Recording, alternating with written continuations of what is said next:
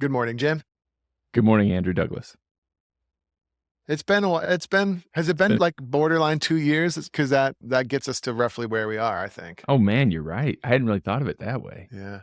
I mean, if there's 52 weeks in a year, 50 plus 50 is 100, and if this is the 100th episode, I then think yeah, I think we have successfully put out one episode every single week, 99 weeks in a row, and this is the 100th.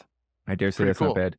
Though to be fair, you guys started a little bit ahead of me. I didn't join in with you until you'd put out a few. Oh yeah. So is this not actually our 100th episode together? This is It's like our just 94th or 95th together, and it's the Yeah. 100th of the Piper's Dojo podcast. Yeah. Though, I don't know, Andrew, I remember listening to like an audio experience kind of thing from the Piper's Yeah. Dojo previously. So is this like an iteration of the Piper's Dojo podcast? There's been stuff before, right? Yes. And I remember when I rebooted it, the first few episodes, it was just me kind of talking to myself about a topic, and it wasn't that entertaining. And then we met, and then the rest is history, as I say. People come up to me in the street now and they say, "Hey, you're that guy that does the podcast with Jim." Right, yeah. I'm the recognizable one in this duo. Welcome back to the Jim show. What does that Andrew guy do again? I don't know why he's there. Yeah. Well, this is the thing I wanted to do for you. In our 100th episode, I decided I'd let you talk about the thing you've been trying to get me to talk about for 100 episodes. And I always say, no, I don't like that idea. Today is the day. We got to get it all out of your system. Because, folks, if you're listening, Jim, he wants to talk about practice chanters. So we're going to do it. We're finally going to do it. My gift to you.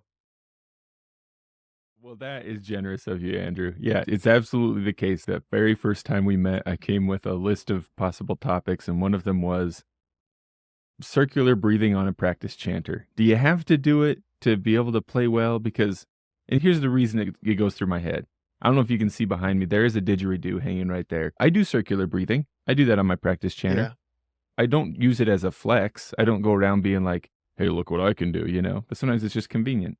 Yes. Easier on a practice chanter than on something like a didgeridoo. But, and I've seen this come up in forums and stuff like that before too, like your bagpipes don't stop for breaths. And this happens with students often when I'm first teaching them. If they're playing their practice chanter and then they have to stop to take a breath, their fingers stop too. The music stops while they're taking a breath. Yes.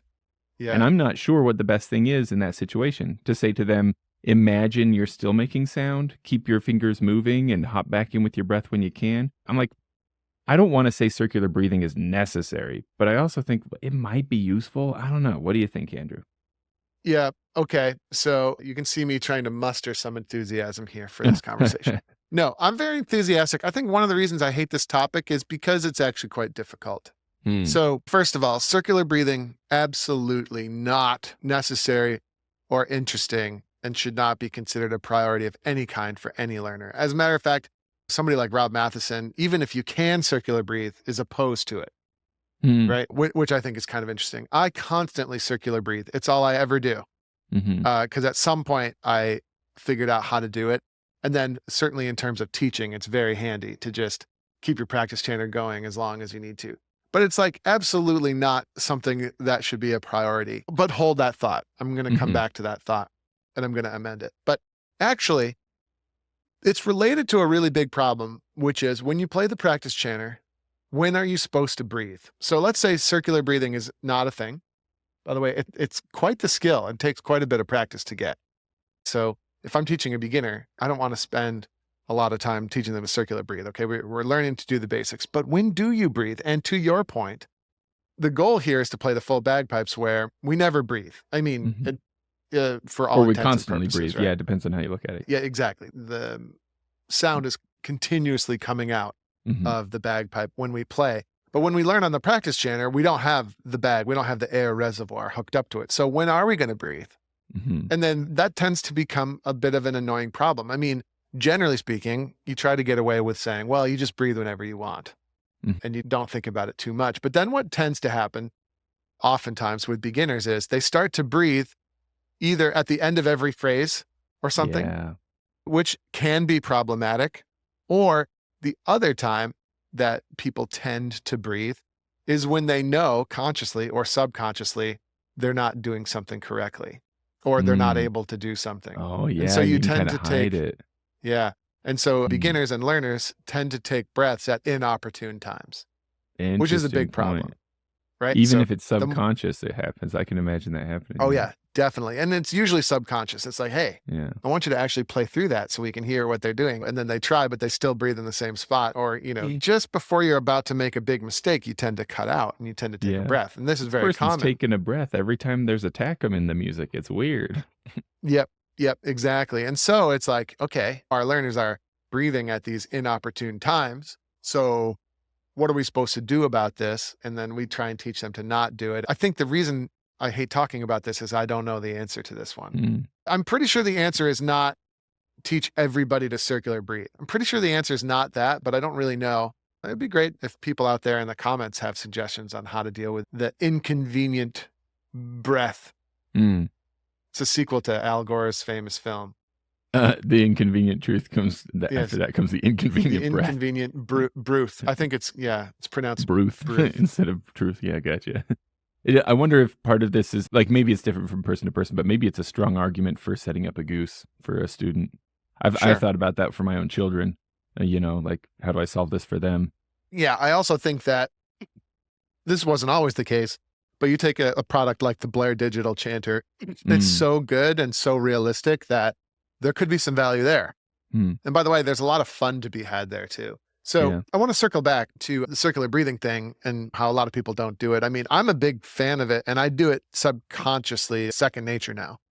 Anytime I play the practice chanter, I'm circular breathing. It's just the way that it is. And it does have some utility.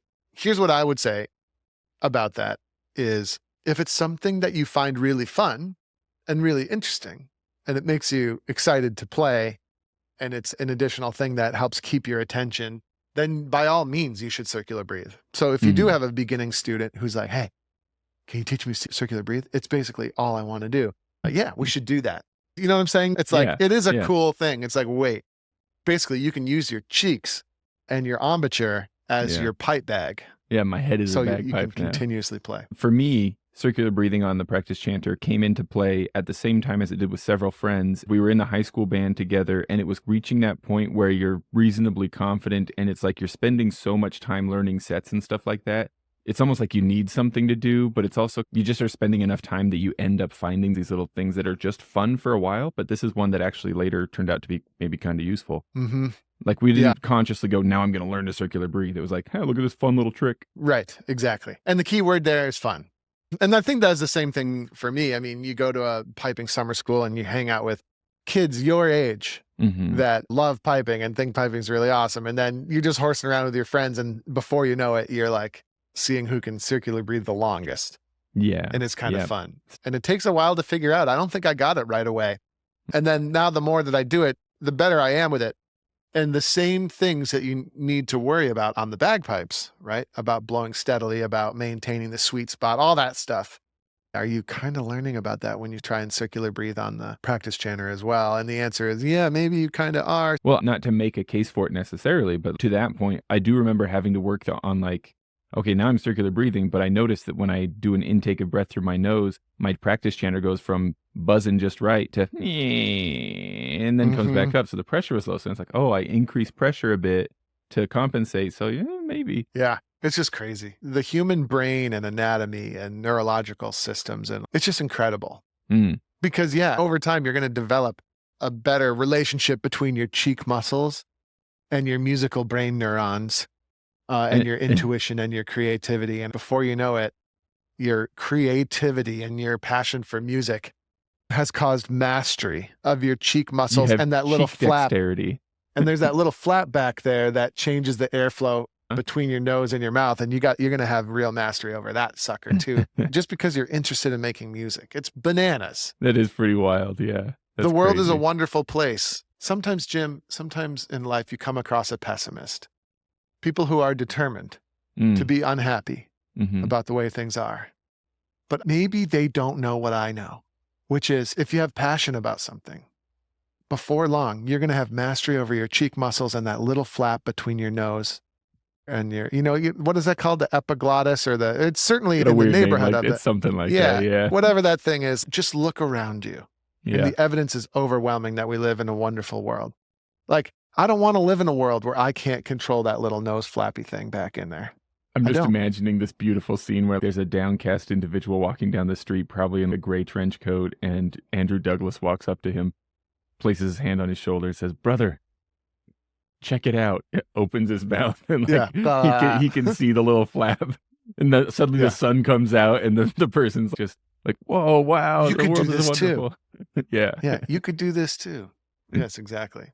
So definitely not necessarily, not necessary, but maybe fun. And Yeah. it may be useful. Sometimes. Life is harder than you die. It might seem like a pessimist's mantra, but it's actually the optimist's mantra. You know, yeah, life is hard.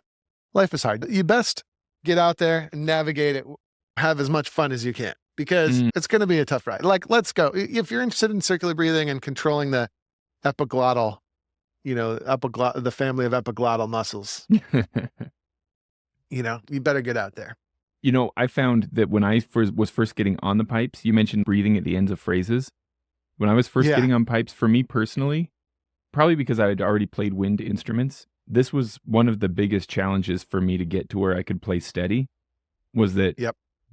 I was doing all my breathing like rhythmically. And so, especially as a Yeah. beginner, of course, the pipes were doing the thing. Yep. And so I wonder if, you know, I don't know. I want to be cautious to not make a case for circular breathing. Be like, everybody should learn to circular breathe, but I do wonder if that maybe could be put to use in that way as well. Probably. But it's probably not going to work that well as a conscious learning tool, right? Because there's too much going on that's probably not directly related. I think as a subconscious thing, it could be helpful, but certainly not high on our list of things that we want to learn as beginners, right? I could be wrong about this, Jim. If anybody has strong feelings, for sure get in the comments. I also would love to know what's going on in other people's heads or experiences with circular breathing. But I'm also curious, Andrew, how do you feel about vibrato on the practice chanter? There are some very prevalent YouTube pipe instruction players who are really, really good, from whom I've learned tons of tunes, who are vibrato players, and there are others who aren't. And I'm always curious, like, where does that start? Is that something that just some people love and some don't? Or are there instructors out there saying it's better or it's worse, you know? The alarm bells are going off in my head saying, Andrew, you really don't care about this line of discussion at all. But this is the 100th episode. You're really doing this episode all for me, aren't you? This is for you. Really, in my head, it's like, meh, meh, you don't care about this. You don't care about this. Okay, vibrato. I think it's just a meme that gets passed down or that gets shared across players. And yeah, my gut feeling is that it doesn't matter whether you use vibrato or not. You went to music school. Yes. So more broadly speaking, I've always been curious about vibrato. I recognize that surely it takes a certain kind of skill to do vibrato in different ways, you know, like it's a thing that can be subtle or extreme and stuff like that. But sometimes I wonder too, like when an instrumentalist or vocalist is using vibrato, is it a useful tool when you can't hit and sustain a single note? If a tone is really hard to hold steady for a long time, does vibratoing around it, is that kind of a crutch maybe sometimes? I don't know. I'm asking, you know. Boy. So the hard-edged psychopath in me says, yeah, it's a crutch 100%. As a matter of fact, it's why I don't enjoy listening to opera. It's constant vibrato all the time. And it's like, man, it would be nice to hear a pure note every now and then. And it's like stylistic, but also, is it good stylistic or bad stylistic? And I get it. So there's people out there that love opera and they're super into it. So I'm probably just missing it. I probably would need to get into it and maybe I could get into it. But yeah, vibrato can be a crutch for sure. There's no doubt about it because what we're talking about is micro pitch fluctuations around the actual note that you're looking for. Now, I wonder if you had a combination of absolute control, like absolute pitch control and absolute vibrato control. Maybe you just haven't heard it yet. It's like people who say they don't like the sound of bagpipes. It's like, well, hang on a second. Yeah, let me show you. Let me show you this. Yeah. Yeah, let me show you. So maybe it's just a matter of not having heard great opera, but it's never piqued my interest either because I don't really love how it sounds. So you know, I might need to go to opera listening boot camp at some point where I just give it a shot. Maybe I need to hang out with an enthusiast who can show me, who can help me get into it maybe. Because obviously it's a big thing. But anyway, yeah, vibrato. I think playing vibrato on the practice chanter I think it's neither here nor there. And I've heard players like Andrew Wright comes to mind as a guy who taught and played his practice chanter with tons of vibrato and Mhm. various blowing inflections and stuff. And then for him, it seemed apparent that it was a big part of how he got into the music, and he Mm. figured out how he was going to play the music genuinely from the Mm. heart, so to speak. And then, by the way, you hear some players take that through onto the bagpipes as well. Bob Brown and Bob Nickel were famous for integrating subtle vibrato even on their bagpipes somehow, which is really Ye kind of interesting and cool. Maybe with finger wiggling of some kind or something, huh? No, it wasn't finger Oh, really? wiggling. Not finger It wiggling, huh? was, yeah, it was Pressure thing? yeah, Oh, pressure variance, wow. which presumably was done on the blow. Although maybe, Yeah. I don't know, does the Is arm it have a arm? little shimmy? I Mm. don't know. Alistair Lee sometimes maybe, if I'm having these memories correctly, Alistair Lee sometimes gets a little bit of that quality. And then every now and then I hear it in my own playing a little bit too. It's like, huh. And I don't even really know where it comes from. But I don't think in the piping situation, I don't think it's a bad thing. And I don't think it's a necessary thing. And I don't think it's a thing people should try to start to do. But yeah, it tends to happen, especially the big Mm. P-Brock playing. The more P-Brock playing that you do, and the more you hang around the P-Brock masters who are taking you through the tunes, I'd have to check. But does Donald McLeod use a lot of vibrato on his teaching CDs? I'd I have to don't know. check. But I wouldn't be surprised. And maybe that's where some players are picking it up from.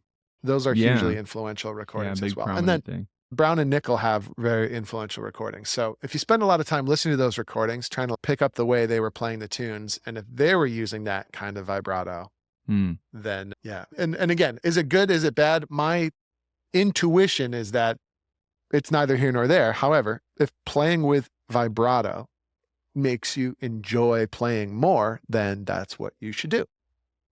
I could imagine even, and I wonder if this has happened for me and I just am not remembering it specifically, but I can certainly imagine maybe I'm not even enthusiastic about vibrato necessarily as a piper. Maybe I'm not going around preaching the good word of vibrato, but maybe I just have been playing pipes and I've logged so many hours on the practice chanter that I don't want to say that I'm bored, but maybe I'm like looking for something to make it a little different. And maybe I Abs- just try playing the set with vibrato this time and it just gets me through another set, you know? Yes, that is natural selection at work. Mm. So you do a thing and then you do it, and then you start to lose interest in it, and then you play around with some of the parameters to see if you can get a better result. Yeah, And some one of the variation. yeah, exactly. And one of the variations you could employ is timbral enveloping, which vibrato gets us, right? And then also micro pitch changes rather than a pure pitch. But what Is it- sounds better, electric guitar with distortion or electric guitar without distortion? Oh, well, I was going to say The with answer- distortion. Yeah, with That's- distortion sounds better, which is weird, right? Because Yeah. the original was almost certainly, well, maybe not almost certainly, but I'm picturing the original electric guitar as a pretty darn clean sound. Yeah. And then people played it, and then somebody's like, well, what if, I don't know what they did. Maybe they just purposely turned the volume up too high. And then you find that texture actually improves the quality of the sound. And by the way, it doesn't improve the quality of the sound because you say so.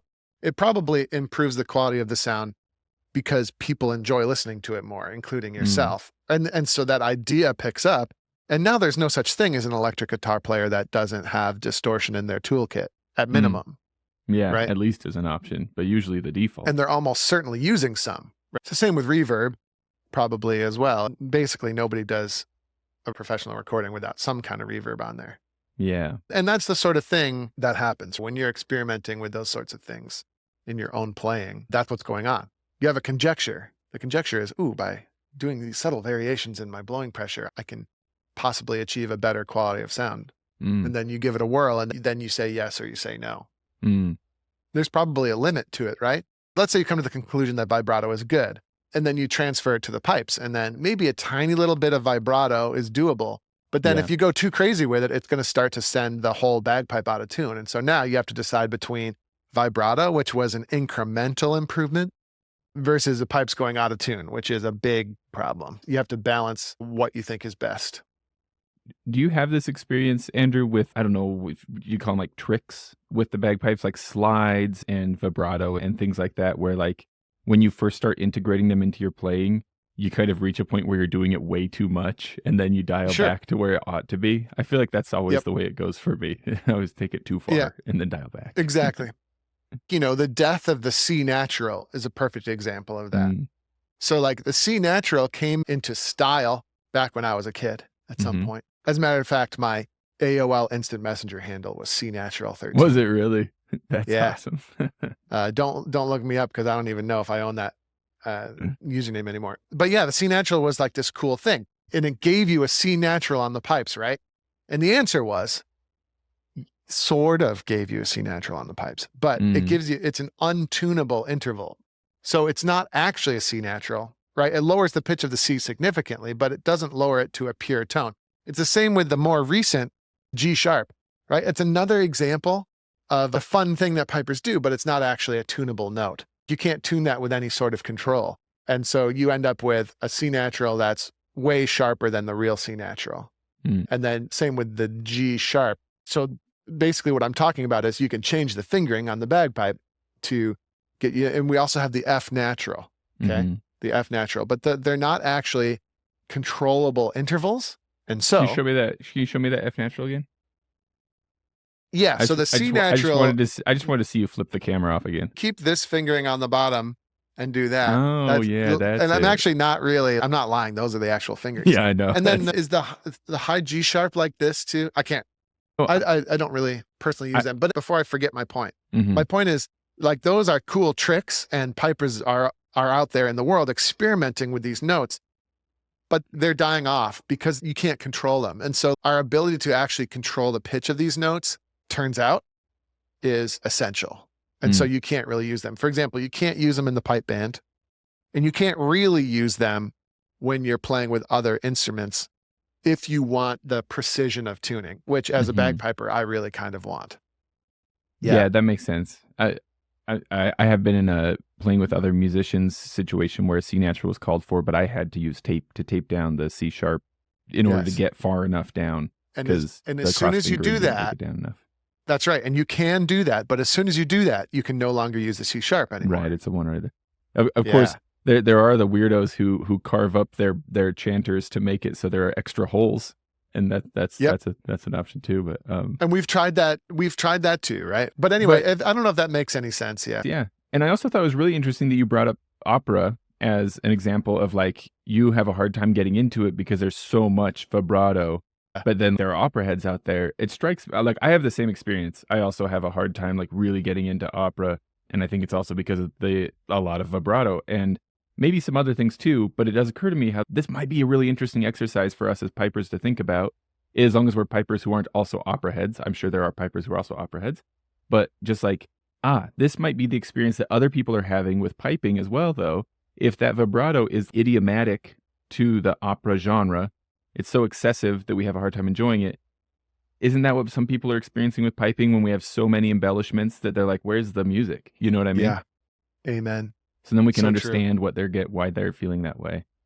So are there singers out there using vibrato as a crutch? I think the answer is yes. Even if they're good singers, it's like, bro, chill out with a vibrato and just sing to us, please. Mhm. And then are there pipers, even very good pipers, whose presentation is just like really destroyed by their over reliance on all of the embellishments? Mm, Totally, mm. totally. No doubt about it.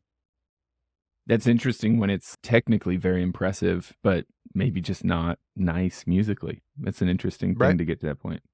And we've built for ourselves an extremely technically minded culture Hmm. through the competition system, probably Yeah. primarily, right? It's like we're obsessed with technique. By the way, that has amazing upsides, right? Like the technical prowess in which we play our instrument exceeds by a wide, wide margin most other musical disciplines, I like the mean, actual technique. I do think we're probably in a friendly audience to say something like that, but yeah, me too. I also think bagpipers are awesome.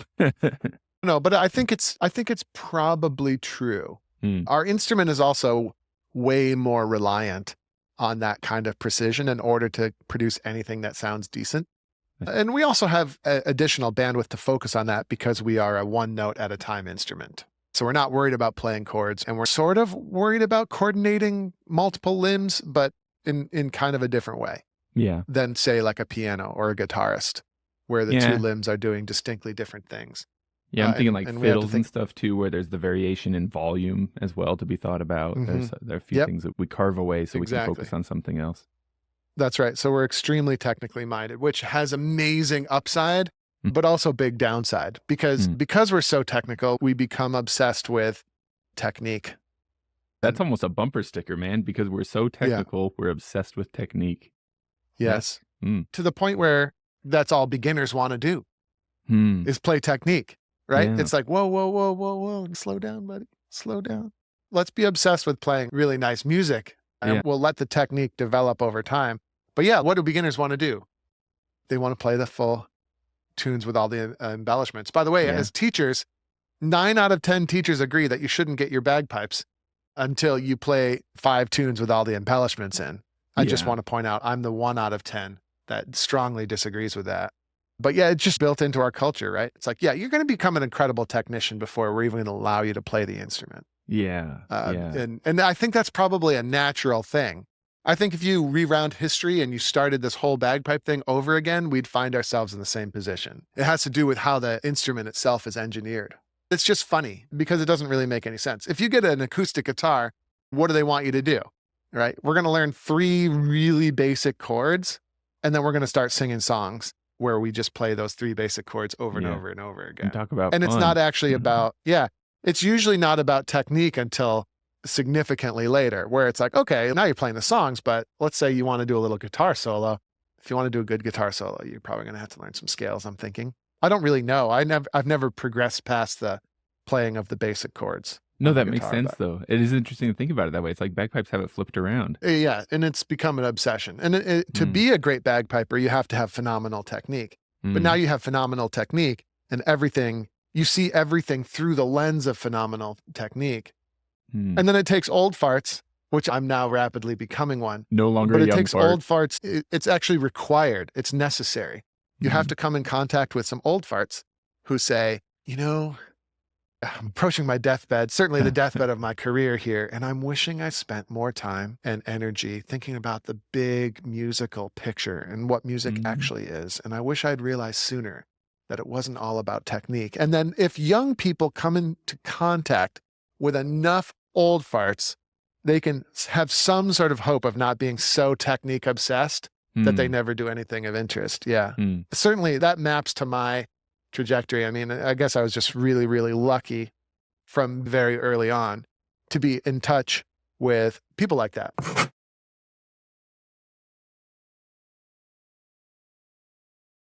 Like Donald Lindsay is the quintessential example. And he taught me from almost day one, or certainly as soon as my dad realized, oh, Andrew is really into this and he's going to be a good player. So we got in touch with Donald and a really good band in the area called Mohawk Valley Phrasers. And I mean, these were music first operations where there was enough really smart thinking going on in the band that it's like, okay, this is more than just slamming through technique. Yeah, it's more than that. But it takes wisdom and patience for it to be more than that because we're such a technique driven instrument. I think you've pointed out something really important, which is, yeah, the bagpipes, this piano over here, which you probably can't see, but I don't know how many keys it has, 200. And the bagpipes have 9. And the piano has many volumes. It also has articulation pedals and stuff. So you can create different kinds of notes. So you can do Mm. staccato. You can have a lot of space in between. Like bagpipes can have no space in between notes. We cannot select dynamics. We don't have direct access to any of the reeds. So we can't do any articulation or embouchure play. Yeah. Is that too dirty? We can't do any embouchure play. We can't do anything, right? So Yeah. we have a very limited palette of things that we can do. So where does that naturally lead? That naturally leads to technique obsession. By the way, Mm. not just fingerwork technique obsession, but we're also obsessed with absolute mathematical perfection of tuning as well. Yeah, man. To the point where That's our best pipers, if one drone goes like 1/10 of 1 cent out of tune, you're out of the competition. yeah. And a surprisingly high You're out number of of here. members of our community can identify that problem. That's Mhm. unique too. My wife has often chuckled at me and at our community, like at the whole thing. She's like, you're the only musicians I know of who you spend more time tuning than playing the instrument, you know? And we're perfectly happy with that. But of course, yes, it's sort of a complex. It's a Mm, complex related to the type of music that we play. If you could step back, if you can transcend that even slightly in certain directions, it often leads to great success that surprises people. mm, I'm into bagpipe composing and writing interesting new types of bagpipe tunes and stuff. Man, the amazing successful tunes that's what it is. Somebody has a thought outside of the uh, technique obsessed formulaic mm, thing that we do. Someone has a thought that's just a little bit from outside of that, and it can change the whole world. Somebody had the thought, Amazing Grace fits on the bagpipe scale, and I should give it a whirl. Somebody had that thought, yeah, and the bagpipe world changed instantly forever yeah. because it turned out to be a good thought. And the Yeah. rest of the world in a way too, so where Amazing Grace is now synonymous with the instrument in really just a few decades. You know, you'd think they'd been Yeah. wedded since before the dawn of time, but no, it just really took fire. Royal Scots Yes, that's Dragoon, I right. believe it was. Yeah. And I think our technique obsession has led us down certain roads, like the road of feeling like the bagpipe is different than other instruments. By the way, Uh, one thing technique obsession has caused is the gradual increase of pitch over the years. I mm, mean, that's a technique obsessed loophole or, cracking of the code. And people may have realized this not even consciously. This might have been mm, subconscious, but it's like, wait a minute. If I sweeten up my pitch, people like it more mhm, than people who don't sweeten up the pitch. And then that tiny little edge, for as long as you can sweeten up the pitch without bad things happening, for as long as that's true, you have the edge. And so our pitch increased. That would be an example of a decision that kept being made that distanced us further and further away from other instruments in the Western music world mm, who all agree that we all benefit by keeping our pitch at the same number. It's a mm, universal governing number, like A440. If we just stay there, the whole world benefits. And we've kind of mhm, learned that the hard way over time. But bagpipes haven't done that. But somebody had the idea that the B flat chanter is a great investment because it allows yeah, me to play with other members of the Western musical world.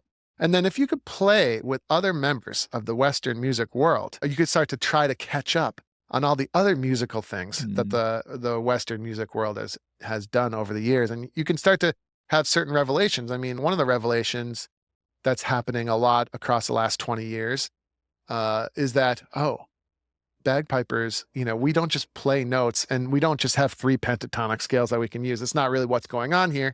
Really, there are implied chord progressions going on. mm, And that is really the essence of the vast majority of the tunes that we play. And it's not this one dimensional, like technique driven thing necessarily like we thought it was. And then it's like, oh, okay, cool. So we can play chords. And by the way, it's really beneficial to learn to think in classic chord progressions mm, because those chord progressions are like tested against the grindstone billions of times. And we've sort of developed a set of 8 or 9 common chord progressions that get you in the feels every time. So now mm, if we can start to think in those chord progressions, you can make really moving bagpipe music. And there are a few pipe bands out there who have done that really successfully. mhm. And it works. It really works. You There know what I'm wasn't saying? oh, totally, yeah. Yeah, and it's Yeah. seeming appropriate to me in some way that I feel like this is tying together where these are the observations of an old fart, you know? But like you say, if there's awareness around these ideas, this bigger musical experience for the young farts, then maybe they'll have a less technically obsessed experience, and maybe that'll be a good thing for them and for the community, for the whole world. It's a balance, though. You cannot be a bagpiper without being properly technique obsessed because you just Yeah, wouldn't yeah. fit in, Yeah, it's right? kind of part of the furniture or part of the default, the price for entry or something like that, huh? Exactly. As a matter of fact, there are pipers out there who are like really anti technique and they've never gotten anywhere and never will because they don't have the attention of, I don't know what the word would be. They don't have the attention of the collective, for lack of a better Yeah, like word, the which is, I hate majority that of word, but pipers aren't interested in hearing yeah, what like the people. Yeah. Ideas have to be able to spread. Hmm, The ideas have to be able to replicate themselves. And so if they're too far removed, they're going to be dead on arrival. Yeah. So like the experiments have to be bold enough to be noticed, but mild enough not to be instantly rejected. Yeah. So there's only so far you can go with it. Yeah. Which is why in competition pipe bands, a lot of the experimentation that's been really positive has been mixed with nostalgic tunes. That's a good point. That's one technique, right? So it's like, okay, I'm going to do some crazy new chord progression, but we're going to try it on top of this well-established melody. And then people make the connection. It's like, oh, I understand that, but it's different. Ooh, and I really like it. And you're bringing together various ideas. So this blend of the new and the nostalgic is like a magic sauce to make it work. Yep, absolutely. It makes me think of maybe my mind is too much in Greek stories right now, but it makes me think of the art of mixing additives to wine in Greek medicine, where it's like if you can get just the right amount of this additive to this good wine, then it's going to make the medicine, If it was just the additive, it's like unpalatable, disgusting, not at all useful. Just wine is just wine, but you put them together and you get something special. Yeah. Yep. So that mixing and who was it? Matt Ridley, a really interesting, optimistic author. And I think he wrote a book called Rational Optimism or something like that. Or The Rational Optimist. Why don't you tell us about it? It's a really good book. But anyway, I think it was either in that book or one of his other books when he was talking about when ideas have sex, which is a really interesting thing to kind of think about, because that's really what we're doing is we're mixing and matching these different ideas and, rejecting some and being attracted to others from an idea standpoint. Now we're going to have the explicit tag on this episode, Andrew. Darn it. Really? I'm just kidding. I don't think we will. I think that's no, I didn't mean that in an inappropriate way. It's the Rational Optimist fascinating. is I Googled it. You're right. That is the one. Yeah. Great book. So in my opinion. Here's my tie-in. If we have a graceful way to go out on the episode, wisdom often comes from centenarians, people who are approaching 100 years old. They have some wisdom to dispel. And so 100 episodes, and here's a little piece of maybe wise thinking. It's true in life in a similar way, right? Like it takes real courage or something. Courage let's try and find a different word. I don't know, gumption, or it takes real moxie. Moxie. Yeah. Like it takes courage to step out of line and do something slightly abnormal. And it's true. If you step too far out of line, you're going to be completely rejected. But we do have to try different variations in order to, I don't know what the word would be, get ahead or something like that. Push the envelope, right? And then, maybe, or maybe you need to develop to survive or something like that. That's right. And I think music making, that's all about that. And is music and art, maybe, is it a safe venue to take lots of risks and to play from the heart and to, master technique, but also like for the purposes of being creative and doing something interesting. And it's a place where if you completely fall flat on your face, you're not going to die. That's okay. Which is what might happen in real life. I wonder if that is one of the main utilities or one of the main reasons that we art. The reason why we art. Yeah. Don't know. I've certainly fallen flat on my face artistically so many times. Yeah.